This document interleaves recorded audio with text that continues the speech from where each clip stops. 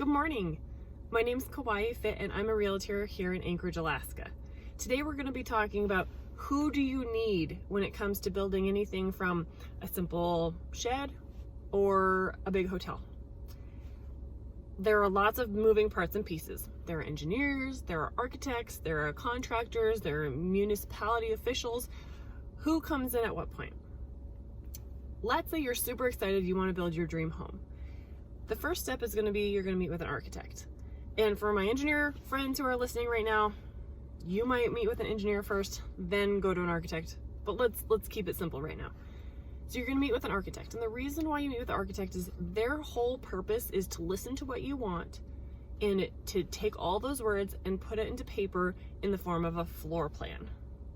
So they're going to be asking you all sorts of questions about layouts and designs, and you're going to be explaining to them, you want to capture a view. You have a lot of guests who come visit you in Alaska, so you want to have the guest bedroom almost as nice as the master bedroom, let's say. You also are thinking about starting to teach hot yoga, and so maybe you want to put a hot yoga studio in your garage. Right? So you have all these ideas, you're giving them to the architect, and then the architect's purpose is to put them down on paper. And the examples I gave are a little extreme, but once you meet with the architect, it'll be bouncing back and forth a couple times, if not a handful of times, to make sure that you can look at the floor plans and say, oh my gosh, architect, I forgot to tell you, I hate it when there's a window next to my bathtub, or something like that. And then the architect will say, oh, yep, no problem, and we'll redo that. And so there'll be multiple versions. But I would like to encourage you to go speak with an engineer and a contractor as soon as you have a floor plan that's pretty much what you want on paper from an architect. Because when you meet with an engineer, the whole purpose of the engineer is to look at the plans and figure out how it's going to be built. Okay, there are lots of different engineers. There are geotechnical engineers, there are structural engineers, mechanical engineers, electrical engineers. There are all these different groups of people who have to have their fingers in the mix too.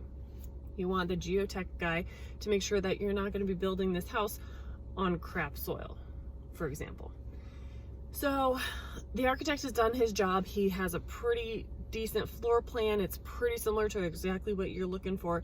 But before it gets to be like the floor plan that you will not change anything else about, you want to bring it to your engineer and your contractor.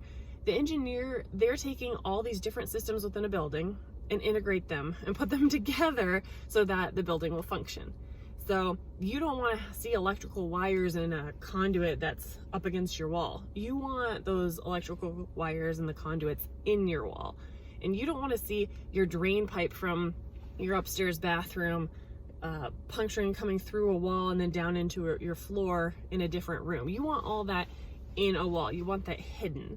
And let's say you have speakers in some of your rooms. You know, you don't want all that showing and dangling. You want that hidden behind the scenes, and that's what the engineers do. They all work together to make sure no clashes happen. Then thirdly, I say bring in an engineer kind of close to, you know, not finalization of the floor plans, but getting closer to it. And I also recommend bringing a contractor, because the contractor, if you ask him, hey, look at these floor plans, tell me how much it's going to cost to build, that's not the way to go about it. I recommend you saying, hey, builder or contractor, I want to build this house. Can you look at it in a way to tell me how you would actually build this house? So not asking the contractor to redo the whole floor plan, but he could look at it and say, let's say there's a bathroom upstairs and a bathroom downstairs, but they're not one above the other. Maybe the bathroom downstairs is like 2 rooms over from the bathroom upstairs, right? And so the contractor might look at that and say, you know what? To have one plumbing wall that shares bathrooms upstairs and bathrooms downstairs, that would probably make this build just, you know, you'd save money if you had the bathroom upstairs over the bathroom downstairs, because they're all sharing the plumbing chases and the walls, and etc. So a contractor can look at your drawings and kind of help you see. He might bring to the table experience, and he might say, holy cow, yeah, you sure did want to capture that view. And yeah, that architect is showing that you are going to have the most amazing view in that living room, but it also shows that each of your windows in your living room are 15 feet by 15 feet. And I've purchased windows like that before, and it took 3 months to get up here from the lower 48 up to Alaska.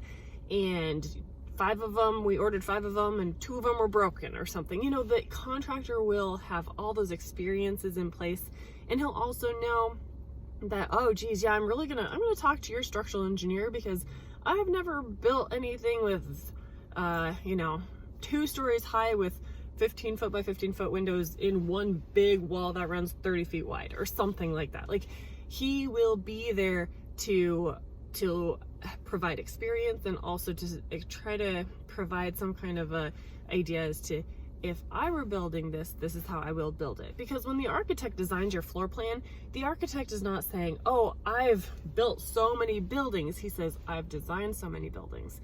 And so he has not been on the job site necessarily watching the crews and seeing, oh, if I were to have designed this house a little differently, the crews, the contractors, they could have sped up this whole building process by 2 weeks or something like that. The contractor will know that kind of stuff. So then bringing municipality officials and everything, it depends where you live. Your architect will be licensed. Please don't work with an unlicensed architect. Same with engineers. Make sure they have their PE, their stamps. And contractors, licensed, bonded, and insured, please. So all of this group of people, they will all know when to pull specific permits, where you live, and what kind of zoning restrictions you have. And, you know, the architect will know what size square footage house you can put where, and the engineers will know exactly where to put your septic systems if you're having to hook up to septic, you know, that kind of stuff. So everyone has a large part involved with this, but I recommend kind of trying to get the contractor and engineers together before your floor plan is finalized, because we still want to be able to massage it and make changes if you want. All right, if you have any questions, or if you would like to see other videos about something else, please let me know. And also, if you like these videos, subscribe to my channel. Thanks.